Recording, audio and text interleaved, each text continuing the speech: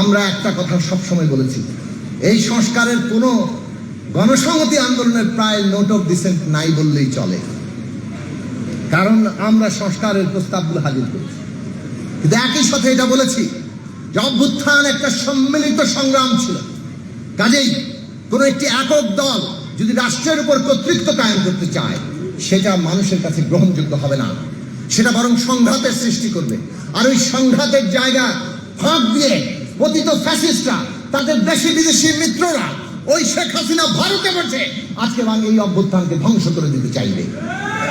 কাজেই আমাদের এমন কোন পরিস্থিতি তৈরি করা ঠিক হবে না যে পরিস্থিতি আমাদেরকে ওই রকম একটা জায়গা করে দেয় যেখানে ফ্যাসিস্টরা আবার প্রবেশ করতে পারে।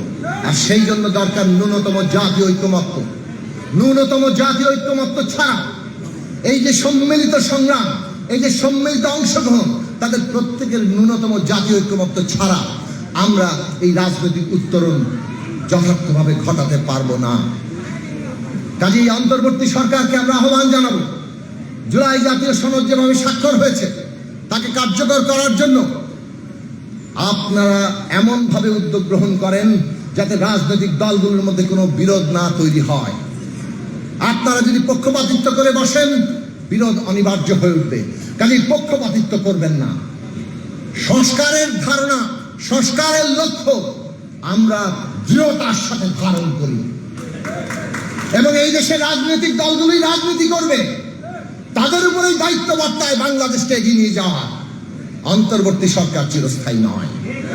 কাজেই রাজনৈতিক দলগুলো যদি সংস্কারকে সত্যিকার অর্থে ধারণ না করে তাহলে তো সংস্কার কেউ করে দিয়ে গেল সেটা টিকবে না। অতএব রাজনৈতিক দলগুলো যাতে সম্মিলিতভাবে দেশের জনগণের সামনে জাতীয়ভাবে অঙ্গীকার করতে পারে, একসাথে হাত তুলে বাংলাদেশকে বদলে দেওয়ার শপথ নিতে পারে, তার ব্যবস্থা আপনাদের করতে হবে। বিরোধ সৃষ্টি করে আগামী দিনে এই রাজনৈতিক উত্তরণ আমরা ঘটাতে পারবো না। নেতৃবৃন্দ বলেছেন, আমি আর বক্তব্য বাড়াবো না।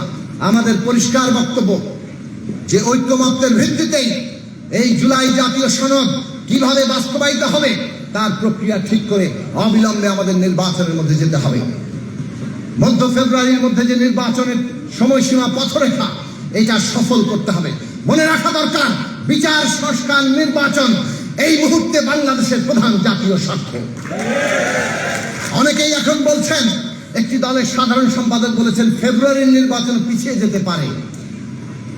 আমরা পরিষ্কার ভাবে বলি, এমন কোন অবস্থা সৃষ্টি করবেন না যাতে দেশে একটা অস্থিতিশীল রাজনৈতিক পরিস্থিতি তৈরি হয়।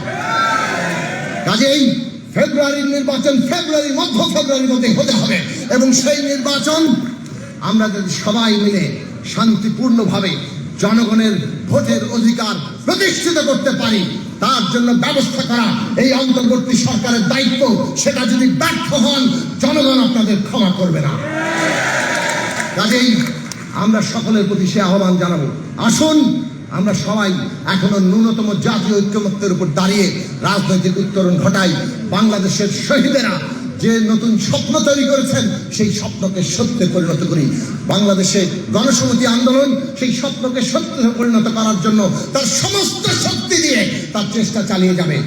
আমাদের ভুল থাকতে পারে, আমাদের নেতাকর্মীদের ভুল থাকতে পারে, আমি সহ এই সংগঠনের প্রত্যেকটি নেতাকর্মী আমাদের ব্যক্তিগত পরিসরে, আমাদের রাজনৈতিক পরিসরে, সামাজিক পরিসরে হয়তো আমরা অনেক ভুল করেছি, কিন্তু আমরা আমাদের সমস্ত অঙ্গীকার নিয়ে এই দেশের মানুষের মুক্তির সংগ্রামে আমরা আমাদের নিজেদের সমস্ত শক্তিকে নিয়োজিত করার চেষ্টা করেছি।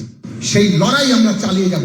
ভুল থেকে শিক্ষা নিয়ে আগামী দিনে একটা দেশের জনগণের গণতান্ত্রিক পার্টি হিসাবে, প্রগতিশীল পার্টি হিসাবে কিভাবে আমরা দাঁড়াতে পারি, কিভাবে আরো শক্তি নিয়ে দাঁড়াতে পারি এবং একটা প্রগতিশীল গণতান্ত্রিক জোট শক্তি গড়ে তুলে এই দেশের ক্ষমতায় গিয়ে বাংলাদেশকে পরিবর্তন ঘটাতে পারি, সেই লক্ষ্যকে আমরা সামনে এগিয়ে নিয়ে যাব। সেই অঙ্গীকার রেখে আমি আমার বক্তব্য শেষ করছি।